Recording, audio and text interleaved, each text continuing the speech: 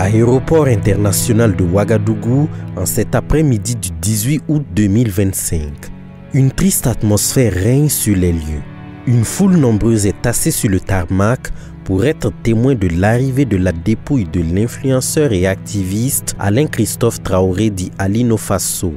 Décédé le 27 juillet dernier à Abidjan, en République de Côte d'Ivoire, la nouvelle fut une onde de choc au sein de l'opinion publique. Parmi les personnes présentes figurent des membres du gouvernement, de la famille, des amis et connaissances, ainsi qu'un public sorti nombreux pour rendre un vibrant hommage à l'illustre disparu. Alino Fasso, il était d'abord mon voisin quand il habitait chez sa mère, parce que moi j'étais tout juste derrière.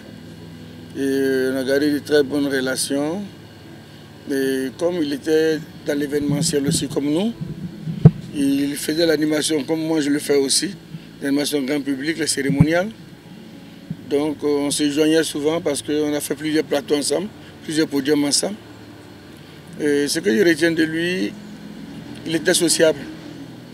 Parce qu'il avait un projet d'aide à travers les plus démunis. C'est de par là même que beaucoup de gens ont préféré le connaître, ont senti qu'ils doivent le connaître. Et je pense qu'on ne finit jamais d'apprendre auprès de lui, de son vivant, parce qu'il donnait le meilleur de lui-même quand il pouvait faire. Ce fut une occasion pour la famille Traoré d'exprimer sa gratitude à l'endroit du gouvernement et au peuple burkinabé pour le soutien dans cette situation douloureuse. Nous voudrions vous remercier pour votre déplacement, pour votre sollicitude à l'endroit de la famille Traoré. Je ne m'attendais pas à voir le corps ici, mais grâce au gouvernement et son leadership,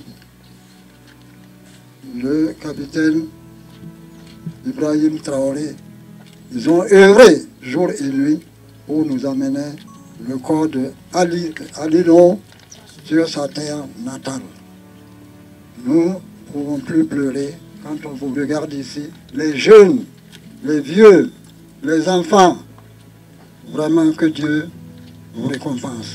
Sous escorte des forces de sécurité et du public venu nombreux, la dépouille a été acheminée de l'aéroport vers la morgue du centre hospitalier universitaire de Bogodogo en attendant l'organisation des obsèques.